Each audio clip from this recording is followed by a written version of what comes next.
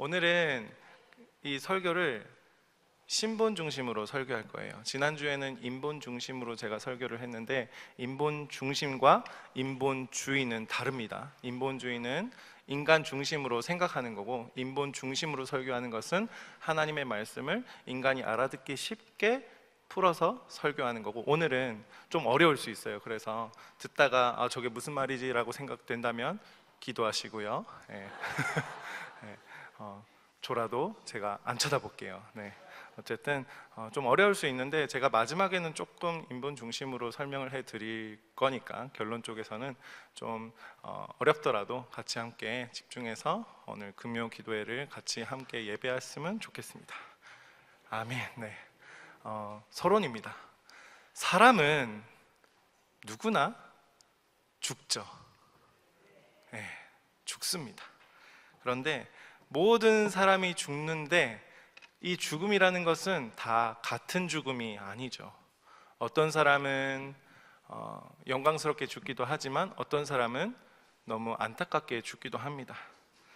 오늘 본문의 이 이스라엘의 왕 아합이라는 인물, 이 인물의 죽음은 어땠을까요? 우리가 본문을 읽었지만은 이 아합 왕의 죽음은 너무나 안타까운, 너무나 불행한 죽음이었던 것 같아요. 그래서 우리가 각자 한 사람 한 사람에게, 개인에게, 옆에 분들에게 질문하지 마시고요, 나는 어떤 죽음을 맞이할 것인가? 옆에 분들에게 질문하면 안 됩니다. 나에게 물어봐야 됩니다. 나는 어떤 죽음을 맞이할 것인가? 이 묵상책 오늘 안 가지고 오셨죠? 예. 내일 묵상책 본문인데 이 묵상책 보시면은 171페이지에 보시면 두 번째 단락에 똑같은 죽음이라도 다른 것, 이 37절에서 40절 내용에 해당하는 부분인데 이 묵상책 저자는 뭐라고 말하고 있냐면 아합과 예수님을 비교하고 있어요. 자, 아합도 죽었고 예수님도 죽음을 경험했습니다. 그렇죠? 같은 죽음이라도 하나는 비참한 죽음이고 하나는 거룩한 죽음으로 우리가 해석하고 있죠. 자, 벌써부터 피곤하십니까?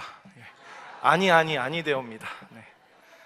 하나님은 이 아합에게 순종할 기회를 몇 번이고 주셨죠. 우리 묵상을 계속 해오신 분들은 그래 그러면서 집중이 되실 거고, 좀 부족하게 하신 분들은 저게 뭐지 하면서 이렇게 고개가 떨어질 것이고, 어쨌든 자, 그런데 이 아합이라는 인물이 자기 고집대로 하나님 말씀을 안 들었어요. 다 기억하고 계시죠? 사실 이렇게 된 원인이 뭡니까? 아합이 이렇게 된 원인은 아합이 이 아주 작은 것들, 이 작은 영적 타협 때문에 이것이 하나하나 쌓이면서 결국에는 하나님까지 거부하게 되는 그런 결과가 생겼다라는 거죠. 자, 그럼 예수님은 어떻습니까? 아직 서론입니다. 예수님은 어떻냐면 예수님은 하나님께서 보내신 이 사명을 성취하셨죠. 그래서 그의 죽음은 거룩합니다. 다 인정하시죠? 이 아합의 죽음을 보면은 우리가 끔찍하게 느껴지지만은 예수 그리스도의 죽음을 보면은 거룩함을 느낍니다.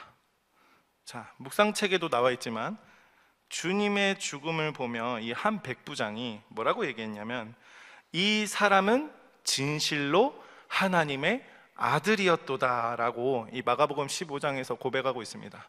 자, 우리의 죽음, 우리가 죽을 때, 누가 나를 평가할 때 이 사람은 진정으로 하나님을 사랑하는 사람이었더라 라고 평가한다면 너무 좋겠죠.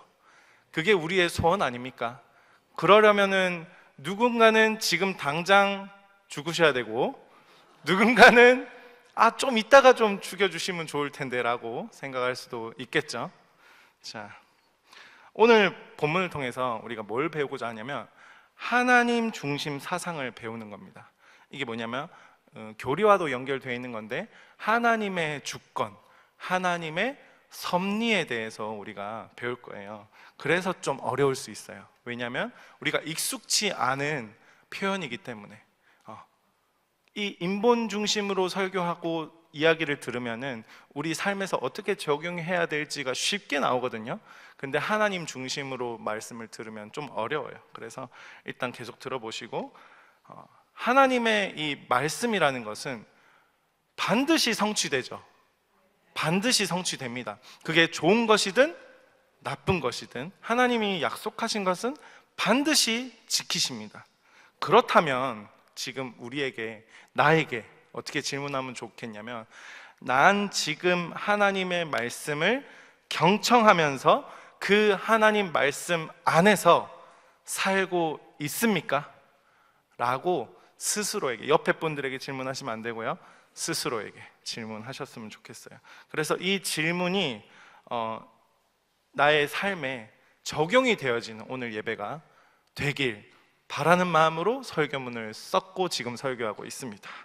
자, 이 본문의 배경부터 우리가 좀 살펴봤으면 좋겠는데, 열왕기상 묵상하고 있으시죠? 이거는 옆에 분들에게 한번 질문해 봅시다. 묵상하고 있으시죠?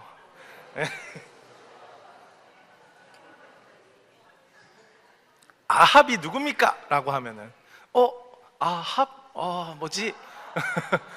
솔로몬 누굽니까? 솔로몬 모르시는 분도 없을 거예요. 그럼 여호사밧 누굽니까?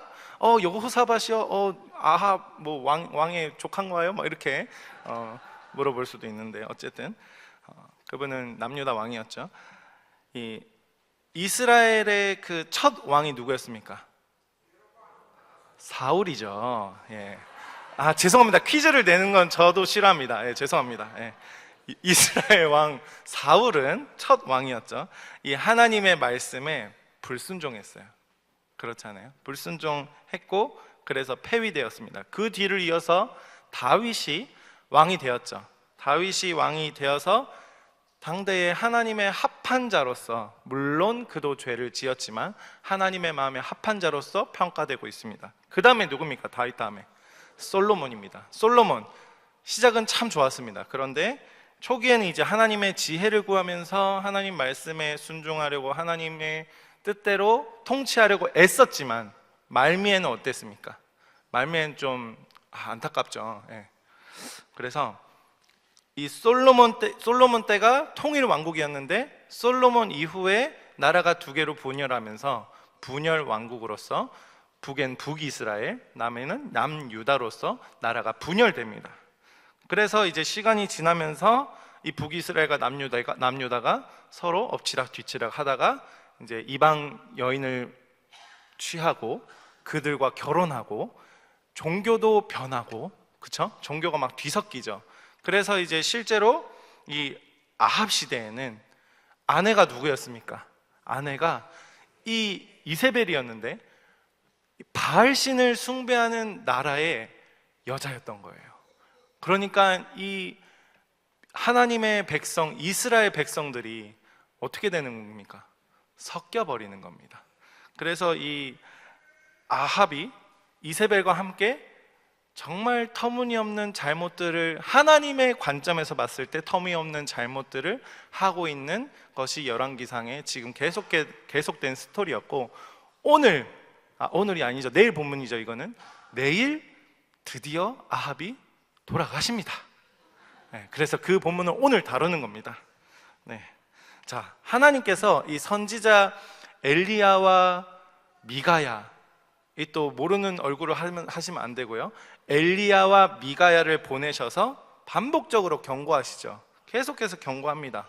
순종해야 된다. 그런데 하나님 말씀을 아합이 듣지 않고 자기 방식대로 이 나라를 다스리려고 하는 거예요. 그 중에 하나가 베나닷을 살려두고 그 아람 나라와 동맹을 맺은 거예요. 실제로 하나님의 땅을 뺏었던 그 아람 나라의 왕을 처단하지 않고 하나님 말씀을 무시하고 그대로 살려두었다라는 거죠. 아직 그 배경 설명이거든요, 지금.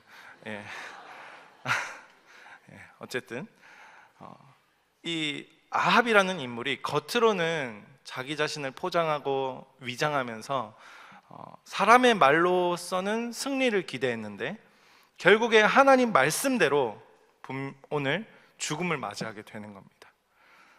이 부분을 이해하려면 우리가 어떤 걸 이해해야 되냐면, 하나님의 공의를 이해하셔야 돼요. 오늘 새벽기도 설교 들으셨죠? 예, 오늘 박성호 전도사가 새벽기도 설교 때 이 하나님의 공의가 은혜다라는 설교를 했어요. 하나님의 공의가 이 열왕기상에서 어떻게 나타나냐면, 순종에는 축복, 불순종에는 심판을 따른 심판이 내려진다는 하나님의 공의 중에 한 속성이거든요. 솔로몬의 경우에 초기에 하나님을 경외하는 그런 솔로몬이 하나님께 복을 받았죠. 지혜와 더한 복을 받았습니다. 물질도 받고요, 자녀도 많았겠죠. 그런데 나중에 불순종하니까 어떻게 됩니까? 결국 그도 어쩔 수 없이 심판을 받습니다. 자, 하나님의 공의라는 것은 그의 약속대로 순종에는 복, 불순종에는 심판으로 나타나는 거예요. 근데 이렇게만 얘기하면 좀 딱딱하게 느껴지잖아요. 자, 하나님이 인내하시는 분인데, 하나님의 인내 안에서도 하나님의 공의가 드러나거든요. 어떻게 드러나냐면, 아합이 회개를 하지 않습니까? 딱 한 번 성경에서 회개를 하니까 하나님께서 그를 어떻게 평가하시냐면, 그가 겸손해졌다라고까지 평가를 하십니다. 자, 하나님이 이 자비로우심과 공의가, 하나님은 균형 있게 작동하는 거예요. 우리가 기분이 나쁘고 마음에 안 들면은 자비가 뭐가 있습니까? 그가 잘하든 말든 더 짓누르고 싶죠. 그쵸? 왜? 나를 기분 나쁘게 했으니까, 이 사람 마음에 안 드니까, 생긴 게 좀 마음에 안 드네? 얼굴이 옆에 넙대덕하네? 기네? 아니면 나한테 뭐 함부로 말을 했네? 이런 이유들이 생깁니다. 그런데 하나님은 어떻습니까? 그의 모습이 어떠하든, 그가 어떻게 생겼던, 그가 지난 어제까지 어떤 행동을 했던지 간에 하나님이 뭐라고 평가하십니까? 겸손해졌다 라고 평가합니다. 이거는 공의는 취소되지 않되 하나님의 주권 아래에 그 시기와 방식을 하나님께서 조정하시는 겁니다. 그게 하나님의 공의입니다. 그래서 열왕기상에서의 하나님의 공의는 말씀의 성취, 그 다음에 죄에 대한 심판, 순종에 따른 보상, 거짓과 진실에 대한 구별, 그리고 하나님의 주권적인 이 섭리 속에서 일어나는 결과들을 통해서 하나님의 공의라는 것이 드러난다라는 겁니다. 자, 그러면은 아합, 이 북이스라엘 왕 있죠. 그리고 여호사밧, 오늘 본문에 나오는 여호사밧 왕, 어느 나라 왕입니까? 남유다의 왕입니다. 그도 하나님을 경외하긴 하지만은 때때로 정치적인 판단으로서 신앙을 좀 놓칠 때가 있었습니다. 물론 여호사밧을 지금 다루진 않을 거예요. 일단은 중요한 거는 두 왕이 이 아람과의 전쟁을 위해서 연합합니다. 연합해가지고 지금 뭘 하려고 하냐면 이제 쳐들어가서 뺏긴 땅을 다시 빼앗으려고 하죠. 그런데 이 전쟁 전에 여호사밧이 하나님께 물어보긴 했잖아요. 하나님의 뜻을 알아봅시다 했잖아요. 우리 같이 묵상했죠? 네. 근데 아합이 어떻게 행동합니까? 이 선지자, 자기가 원하는 자기의 말, 좋은 말만 해주는 이 거짓 선지자 400명을 모으죠. 네. 그런데 참 선지자 미가야만은 하나님의 말씀, 하나님의 뜻을 그대로 전합니다. 그 예언, 이 미가야가 한 예언 중에 아합이 전쟁 중에 죽는다는 말까지 했죠. 아합이 그 말을 듣고도 순종하지 않았어요. 하나님의 말씀에. 오히려 오늘 본문에 어떻게 하냐면 변장을 합니다. 왜? 안 죽으려고. 변장을 해요. 그런데 무심코 화살을 쏜 병사 때문에 맞아 죽는 거죠. 치명상을 입고 밤새 버티다가 죽어요. 밤까지. 자, 29절 한번 봅시다. 오늘 말씀을 한번 같이 볼까 싶은데 29절 보시면 이제 새벽기도처럼 묵상을 하는 겁니다. 지금 29절에 이스라엘 왕 아합이 이 유다 여호사밧 왕과 함께 길르앗 라못으로 올라갑니다. 자, 그럼 우리가 왜 올라가는지부터 알아야 될 거 아닙니까? 그렇죠? 이 묵상을 계속 해오시던 분들은 왜 올라가는지 아시겠지만 왜 올라갈까라고 질문했어요. 그러게요 라고 말하면 안 돼요. 지금 분위기가 그러면 안 돼요. 예. 물론 이제 묵상을 했더라도 놓칠 수 있는 부분입니다. 자, 길르앗 라못은 어떤 곳이냐? 요단 동편 위에 이렇게 건설된 요충지인데, 라못이라는 말이 히브리어로 높은 곳, 언덕이라는 곳이에요. 그런 말을 뜻하고, 길르앗은 요단강 동쪽의 산악지대 전체를 가리키는 말입니다. 그래서 이 길르앗 라못이라는 곳은 길르앗 지역에 있는 라못이라는 말입니다. 아시겠죠? 그래서 여호수아 20장과 신명기 4장에 이 길르앗 라못 지역이 도피성으로도 지정되어 있었어요. 그러니까 하나님의 땅이었다라는 거죠. 근데 본래 하나님이 여호수아 시대 때 므낫세 지파에게 주신 땅인데, 하나님이 주신 땅이었기 때문에 사람이 나눌 수 있습니까? 없습니까? 사람이 나눌 수 없었던 거예요. 그런데 이 아람이라는 나라가 이스라엘 땅이었던 길르앗 라못을 빼앗아요. 빼앗아 버리고, 우리가 묵상하는 이 열왕기상 20장 34절에 아람 왕 벤하닷이 이 자신의 아버지가 이스라엘에게서 빼앗은 이 모든 성읍들을 돌려주겠다고 약속해 있던 상태였던 거죠. 기억이 나시죠? 그런데 이 아합이 이 벤하닷을 죽였어야 되는데 그를 살려두는 거예요. 살려둬가지고, 왜 살려뒀냐? 자신의 이익을 위해서, 정치적인 이익을 위해서 살려둡니다. 그리고 살려두는 것도 모자라서 그 나라와 동맹을 맺어버리는 거예요. 어떻게 보면 지혜롭게 평가할 수도 있겠죠, 사람의 눈으로 봤을 때. 그런데 하나님의 눈으로 봤을 때는 잘못되었다라는 겁니다. 그래서 벤하닷 왕과 약속한 대로 이 아합 왕이 이 자기가 빼앗겼던 땅을 돌려받아야 될 거 아닙니까? 그렇잖아요. 하나님의 땅인데. 그러니까 아합 입장에서는 자기 나름대로는 이 신앙이 없지만은 자기 나름대로는 하나님을 위한 어떤 선택이었다라고 우리가 생각할 수도 있겠죠. 아합 입장에서는. 왜? 이 벤하닷을 살려두고 그에게 땅을 다시 돌려받음으로써 하나님이 기뻐하시진 않을까. 엄청 이 영성이 완전 없어져 버린 그런 상태인 거죠. 표면적으로 봤을 때는 좋아 보일 수 있어요. 그런데 아주 잘못된 행동이었다라는 거죠. 자, 중요한 것은 3년이 지나서도 성읍을 못 돌려받았으니까 이제 아합이 열이 받는 거예요. 준다면서 열이 받기 시작하는 겁니다. 우리 빌려준 돈도 못 돌려받으면 계속 생각나죠. 양치하다가 갑자기 생각나니까 열이 받아가지고 양치가 잘 안 되네. 밥 먹다가도. 그래서 저는 돈을 빌려주지는 않거든요. 주면 줬지. 그래서 나에게 돈이 이거밖에 없으니 내가 이만큼은 줄게, 빌려달라 하지 마라, 나 기억 안 할 거다, 이렇게 해본 적도 있거든요. 친구한테 한 10년 만에 연락 와가지고. 어쨌든 빌려주면은 이렇게 내 거였는데 상대방이 가지고 있으면 어때요? 기분 좀 찜찜하죠. 뭔가 그 화장실 갔다가 중간에 나온 느낌이고. 그 아합이 좀 그랬던 거예요. 그래서 그 와중에, 그런 기분이 찜찜한 와중에 이 유다 왕 여호사밧이 아합한테 왔던 거예요. 방문한 이유가 이 두 왕국이 이미 혼인 결연을 맺었던 거죠. 그렇죠?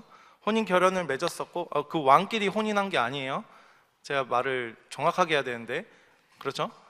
왕의 자녀들, 아합의 자녀와 여호사밧의 자녀가 결혼했던 거예요. 그래가지고 이제 동맹 강화와 뭐 협력 논의를 위해서 두 왕이 만났겠죠. 그런데 아합이 이제 생각을 하고 있었던 거예요. 이미 여호사밧 왕 오면은 내가 이 얘기 해야 되겠다. 저 아람 같이 동맹, 너희 나랑 동맹이니까 같이 쳐부수자, 이렇게 얘기해야 되겠다 싶어가지고 기다리다가 여호사밧이 오니까 그렇게 얘기를 했던 거죠. 그런데 이 여호사밧이 네 알겠습니다 해버린 거예요. 그래서 같이 준비해가지고 이제 전쟁을 시작합니다. 그런데 여기서 아합이 이제 30절 보시면은 30절에 어떻게 합니까? 왕복을 입지 않고 변장을 해요. 변장을 했는데, 이 전쟁에 아합이 변장하면서 나가면서 뭘 기억했을까요? 이 미가야의 예언을 기억하지 않았을까요? 분명히 나 죽는다 그랬는데, 이 전쟁은 진짜 나 죽을 확률이 엄청 높은데, 이 하나님의 예언 어떡하지 하면서 변장을 합니다. 이 미가의 예언이 22장 17절에 나오는데, 그가 이르되 내가 보니 온 이스라엘이 목 잡는 양같이 산에 흩어졌는데 여호와의 말씀이 이 무리에게 주인이 없으니 각각 평안히 자기 집으로 돌아갈 것이니라 하셨나이다. 이게 무슨 말이냐면, 왕이 죽거나 실종돼서 더 이상 백성을 이끄는 자가 없게 될 것을 이 미가야 선지자가 암시를 한 거예요. 그런데 이 아합이라는 왕은 자신의 위치를 숨겨서 적군에게 표적이 되지 않기 위해서 이제 왕복을 벗은 거죠. 그냥 아무 옷이나 입은 거예요. 그래서 이제 31절 보시면은 실제로 아람 왕이 32명의 전차 지휘관들에게 다른 적군 신경 쓰지 말고, 자, 너희들은 뭘 신경 써야 되냐면 왕복을 입은 아합만 죽여야 된다. 이 아람 왕이. 왜? 자기 목숨은 살려줬지만 이 아합, 이 이스라엘 왕국이 없어야 자기가 사니까. 그렇잖아요. 언제 나를 죽일지 모르니까. 그래서 32절에 실제로 전차 지휘관들이 왕복 입은 자를 발견해서 죽이려고 할 때 그가 누구였냐면 여호사밧이었던 거예요. 여호사밧이 막 소리를 칩니다. 뭐라고 소리쳤겠습니까? 저 아니에요! 저 아니라고요! 이랬겠죠. 그러니까 이제 역대하 18장에 뭐라고 또 표현되어 있냐면 같은 내용이에요. 여호사밧이 소리를 지르자 여호와께서 그를 도와주셨습니다 라고 기록하고 있어요. 저 아니에요 이러는데, 저 아니에요, 그 전쟁 중에 그 사람 죽이는 거에 혈안이 되어 있는 전쟁을 우리가 안 해봤잖아요, 그렇죠? 근데 상상을 해봐요.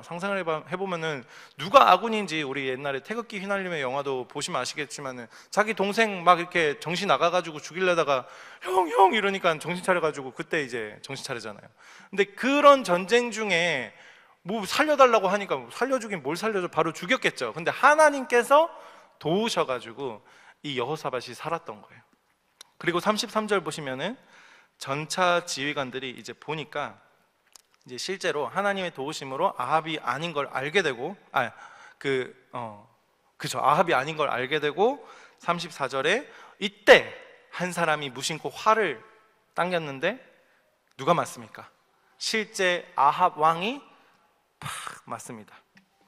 갑옷의 틈새를 뚫고 아합의 몸에 꽂힌 거예요.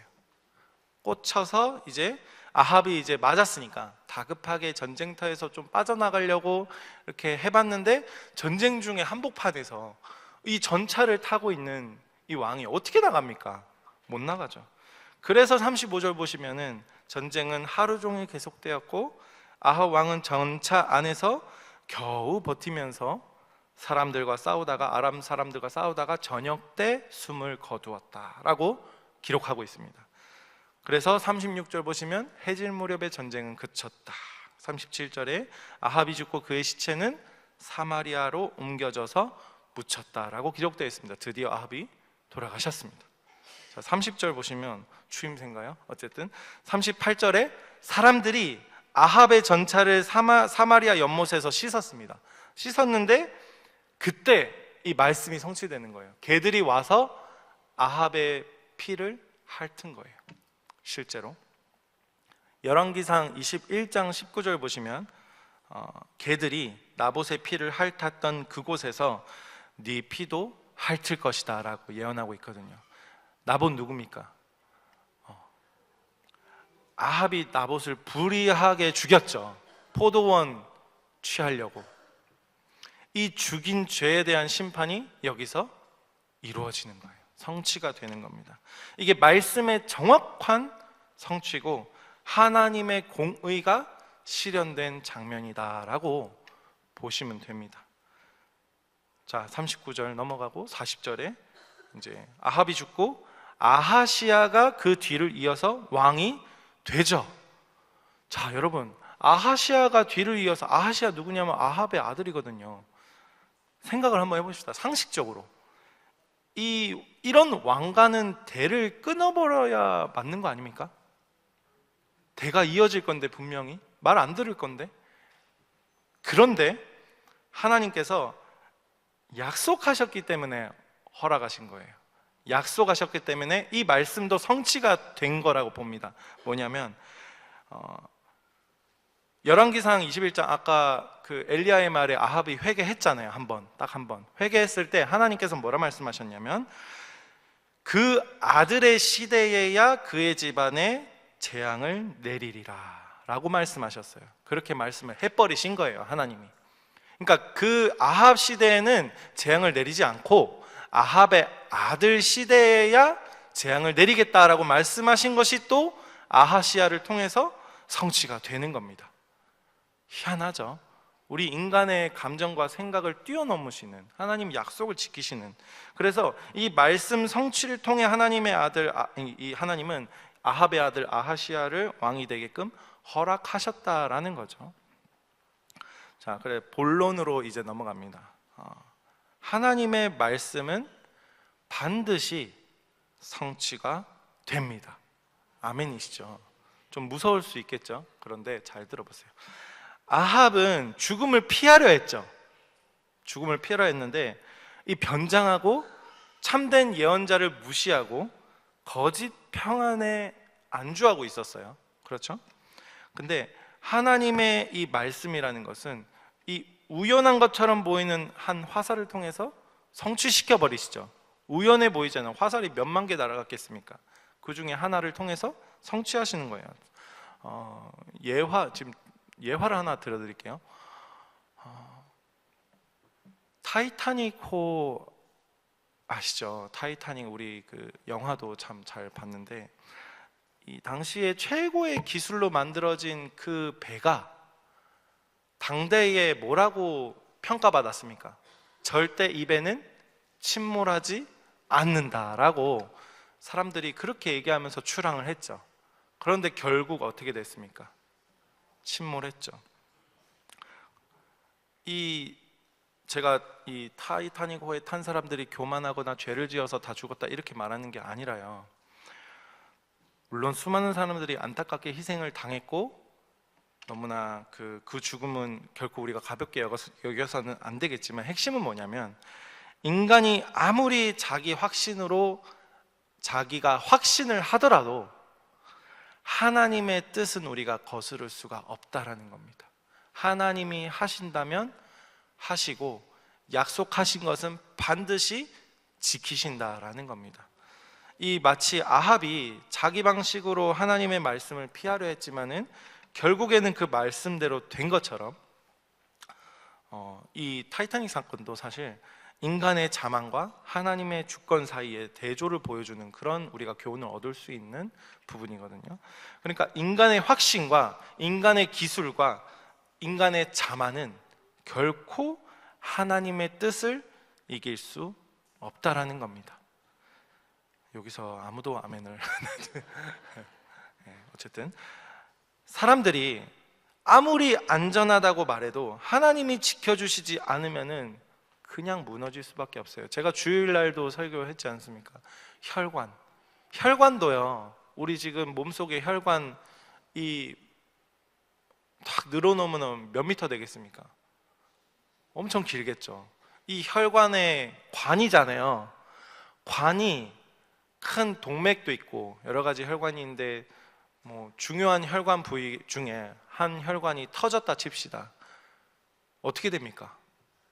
순식간에 죽어버리는 거예요. 우리가 지금 살아있는 것도 하나님이 이 혈관을 팽팽하게 터지지 않도록 지켜주고 계시다는 거 지금 여러분 지금 살아서 여기 앉아 계신 것만으로도 하나님이 지켜주고 계신 겁니다. 인정하시죠?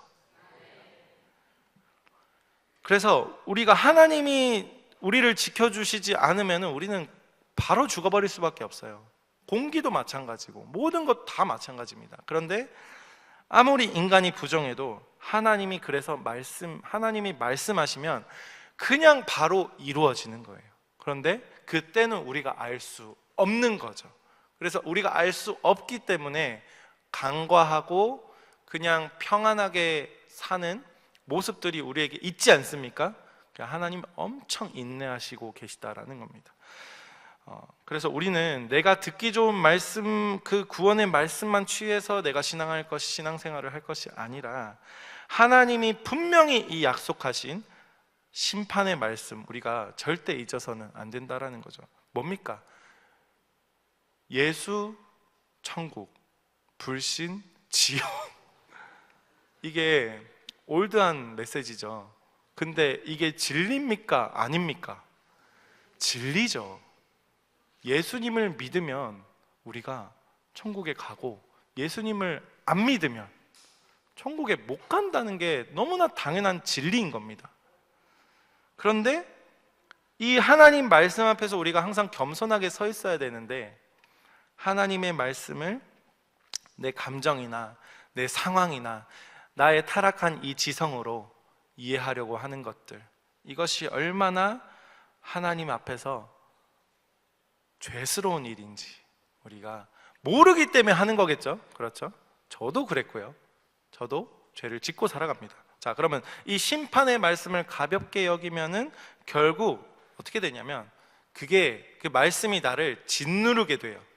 이걸 뭐라고 하냐면은 눌린다고 하거든요. 그렇죠? 이 눌리는데, 그래서 겉으로는 아합처럼 종교 행위를 하고요. 겉으로는. 실제 삶에서는 뭡니까? 내 뜻대로 살아가는 그런 이중적인 신앙 생활을 하고 살아가고 있다라는 거죠. 그런 신앙생활은 결국에는 무너질 수밖에 없어요.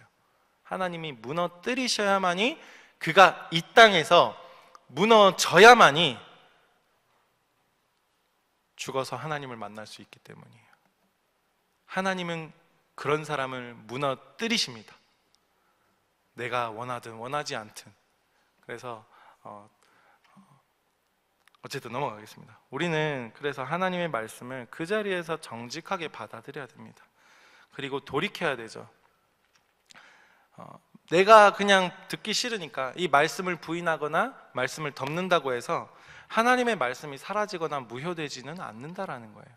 하나님의 나라는 계속해서 흘러가고 있습니다. 내가 그걸 받아들이거나 못 받아들이는가의 문제인 거지, 하나님의 말씀이 이어진다라는 겁니다. 그래서 하나님의 말씀을 듣는 것이 생명이다라는 겁니다. 아합의 죽음은 불행한 죽음이죠.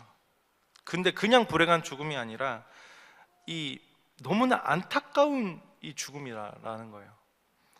자신이 선택한 이 아주 작은 영적인 타협들이 결국은 자신을 죽음으로 몰아갔다라는 겁니다. 그가 이제 수차례 하나님의 경고와 음성을 들었음에도 불구하고 하나님의 인내를 무시하고 끝까지 자기 길을 고집했던 거죠.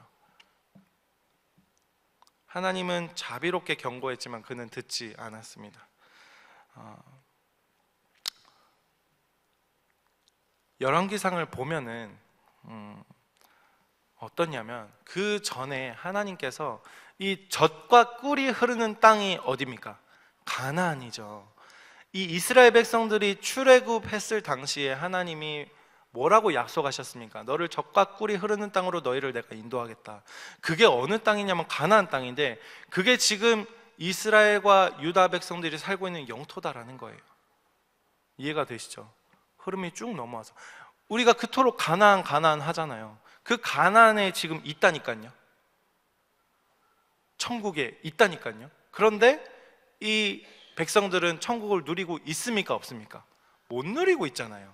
하나님은 분명히 가나안이라는 천국과 같은 땅을 허락하셨는데, 그러니까 하나님께서 약속하신 것은요, 그의 공의로우심으로 약속을 했지만 우리가 하나님의 그 약속에 따라서 어떻게 반응하느냐에 따라서 하나님께서는 그 공의를 또 다르게 나타내신다라는 겁니다. 그래서 하나님의 말씀에 경청하는 자는 복을 받고요, 경청하지 않는 자는 결국 멸망의 길로 이를 수밖에 없어요. 이거는 지금 어렵죠. 왜냐하면 그 신본으로 계속 얘기하고 있어서 그러니까 분위기가 너무 안 좋네요. 자, 좀 또 다른 얘기 이제 시작하거든요. 잘 들어보세요. 네. 지난 제가 화요일에서 수요일 날 경주에 갔다 왔거든요. 경주에 갔다 왔는데 거기에 놀러 간 게 아니라요, 다음 세대 위원회라고 우리 부산 중부노회에서 너무 유일하게 하고 있는 다음 세대를 위한 그 세미나가 있어요. 그 교육자들만 초청하는 건데 거기에 갔었어요.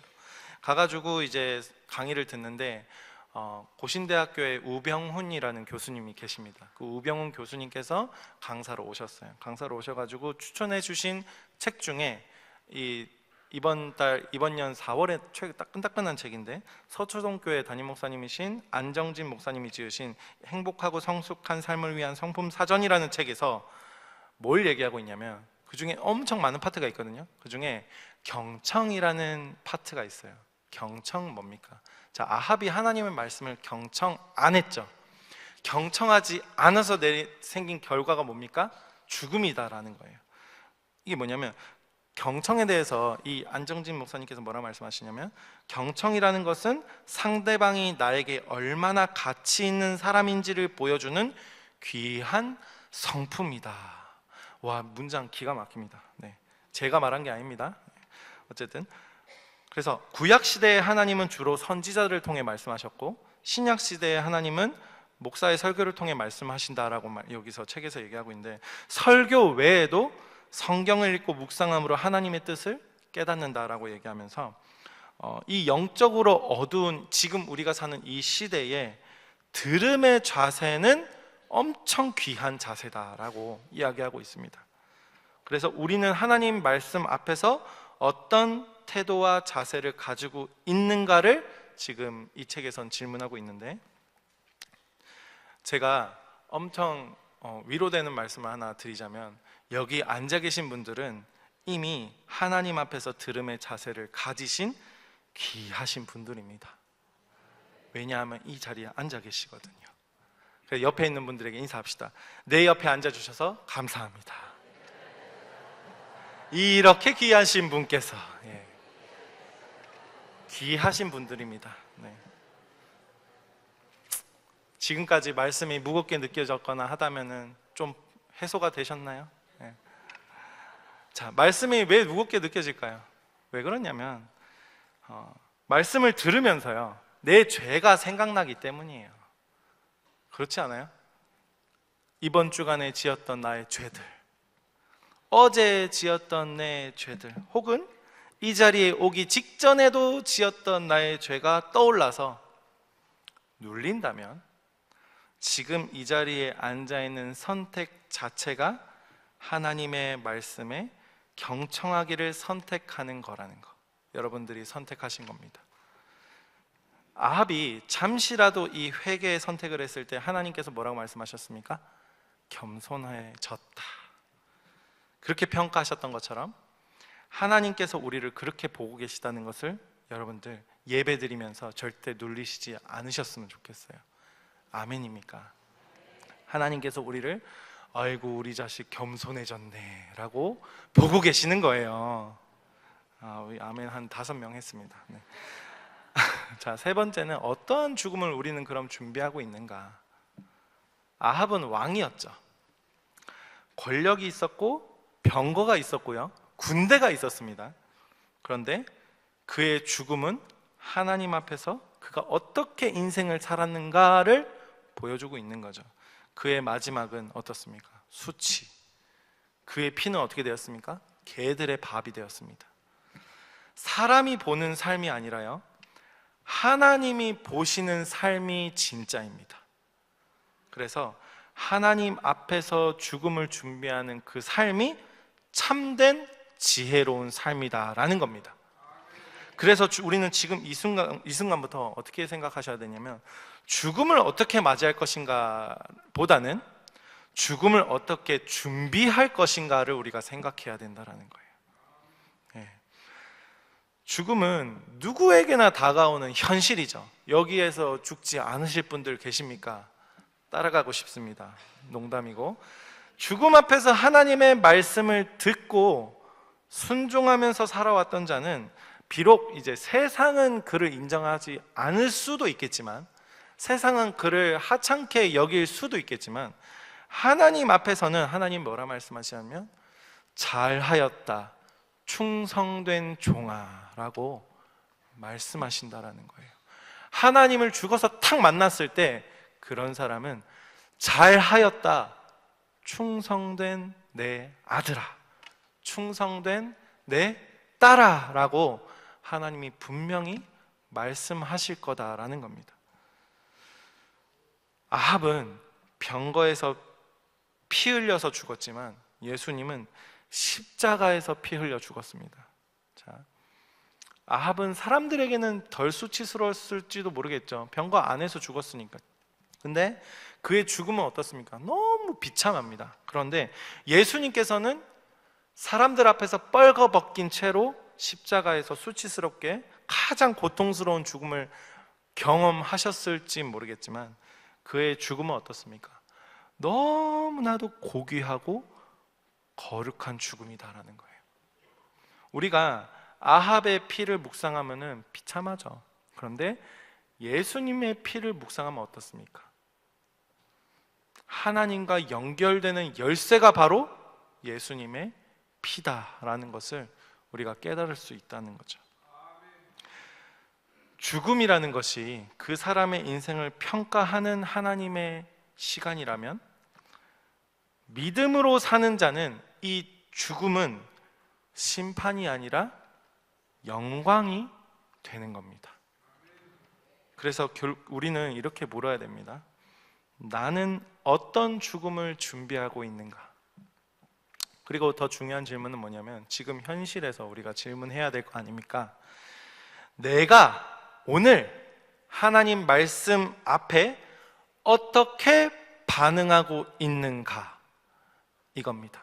이게 우리가 죽음을 어떻게 준비하고 있는가를 실제 지금 현실에서 적용하는 거예요. 뭐라고요? 내가 오늘 하나님 말씀 앞에 어떻게 반응하고 있는가?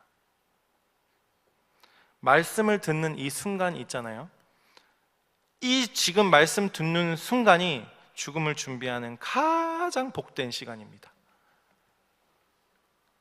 아합처럼 이 말씀을 무시하면은 심판의 화살을 맞게 되지만 말씀 앞에 겸손히 서는 자는 하나님의 자비와 긍휼을 입게 된다라는 겁니다.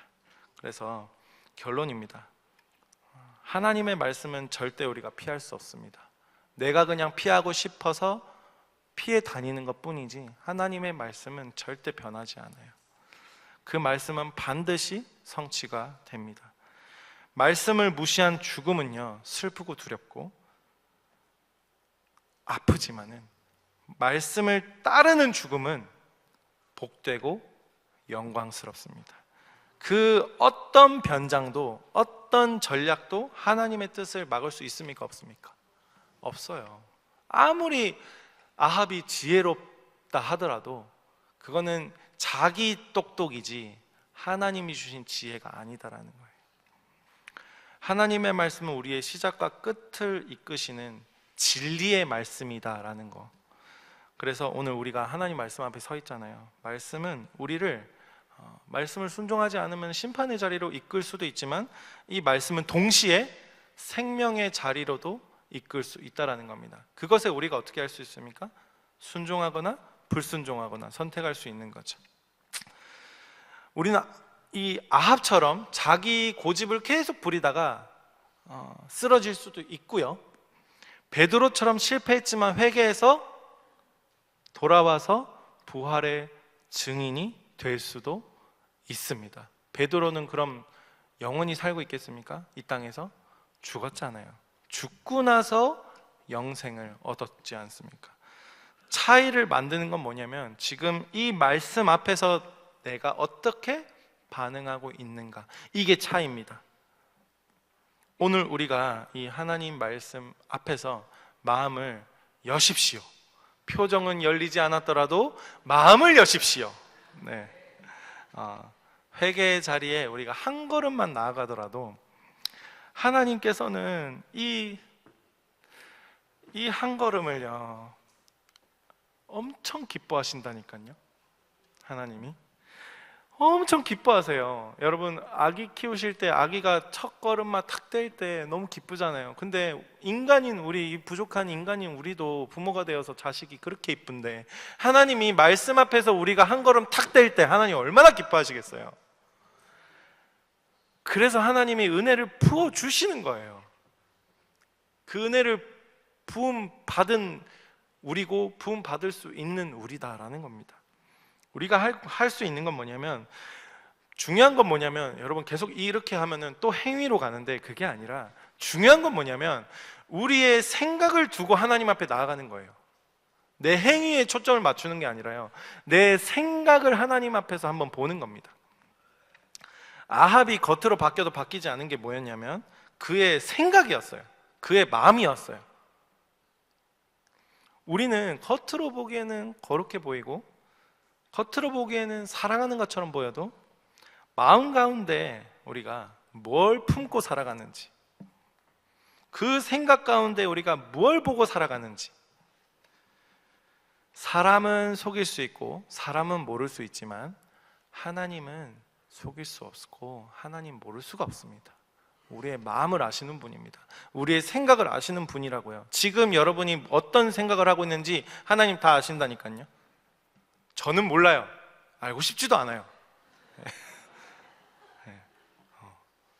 좋은 것만 알려주세요. 네.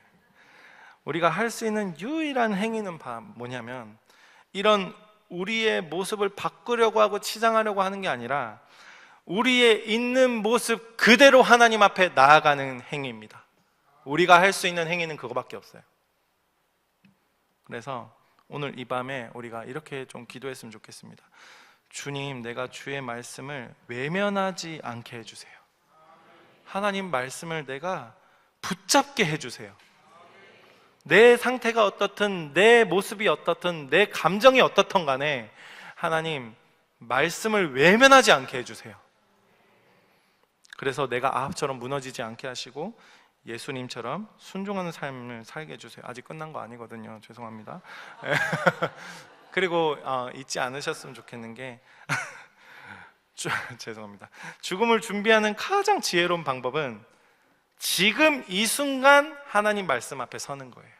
지금 이 순간. 노래도 있는데 어쨌든 부르긴 좀 그렇고, 이 지금 이 순간 이 자리에서 회개하고 이 말씀에 반응하고 다시 주님을 따르기로 지금 이 순간 결단하는 것이 그게 믿음이고, 그리고 또 더 나아가서 회개되어지지 않는 내 모습 있잖아요. 지금 이 순간 내 마음이 아직까지도 지금도 누그러지지 않는 내 감정, 내 마음, 내 생각들을 안타까워할 줄 아는 용기도 필요합니다. 나 자신을. 왜냐하면 내 모습이 내가 기대하는 바보다는 현저히 낫거든요. 실제로 그 현저히 낫다는 사실을 인지하고 인정해야 해요. 그렇게 하기 위해서는 용기가 필요해요. 내 수준이 결코 높지 않다는 이 현실이 있잖아요. 너무 수치스럽죠. 그게 안 보였으면 좋겠고, 특히 여기 앉아 계신 서로에게 얼굴 보지 마시고 안 들켰으면 좋겠고. 근데 하나님 앞에서 우리가 바로 탁 섰을 때 하나님께서는 우리에게 우리의 부족함과 우리의 죄로 인한 심판이 아니라 그 모습을 들고 하나님께 그대로 가는 우리를 이 공의로우신 은혜로 하나님 우리를 바라보시고 다스려 주실 것이다 라는 겁니다. 자, 지금 좀 인본 중심으로 설교하니까 좀 낫죠? 네. 그리고 지금 혹시 이 기도의 시간 이제 시작할 건데 나가서 쉬고 싶은 사람들 있을지도 모르죠. 지금까지 이 말씀을 지금까지 허투루 들었다면 기도의 시간에 하나님 반드시 다시 한번 기회를 주십니다. 말씀을 집중해서 못 들었다 하더라도요, 기도의 시간에 찬양을 부르면은 이 찬양을 부를 때 이 가사를 따라서 소리내서 부를 때, 기도할 때 하나님께서 우리의 불순종을 기억하시는 게 아니라요, 하나님께서 지금 이 순간 다시 한번 우리의 모습을 보고 기뻐하시는 분이 하나님이시다라는 겁니다. 그래서 땡땡이가 내 앞에서 겸손해졌구나 이렇게 말씀하시는 거예요. 그리고 잘했다, 착하다. 인본중심적 설교 너무 좋죠. 하나님이 반드시 이 말씀대로 우리를 살리시고 끝까지 인도하시고 영광의 문으로 우리를 이끄실 겁니다. 보세요. 이럴 때는 아멘이 엄청 잘 나옵니다. 중요한 것은 우리가 말씀 앞에서, 그렇다고 또 아멘 안 하면 또 곤란합니다. 중요한 것은 우리가 말씀 앞에서 어떻게 반응하는가, 내가 이 말씀 앞에서 어떻게 반응하는가, 하나님 앞에서 내가 어떻게 반응하는가 입니다. 오늘은 셀 나눔이 없잖아요. 그래서 적용은 구체적으로 던지기보다는 이 기도에 하면서, 이제 기도에 준비해 주세요. 네, 기도를 통해서 말씀이 생각나도록 기도하시는 마음으로 기도의 찬양을 하시면서 자유롭게 같이 기도했으면 좋겠어요. 이 말씀 가운데에 그 하나님 음성을 듣는, 이 찬양 가사 가운데 하나님 음성을 듣는 그런 시간이 되었으면 좋겠습니다. 기도하겠습니다.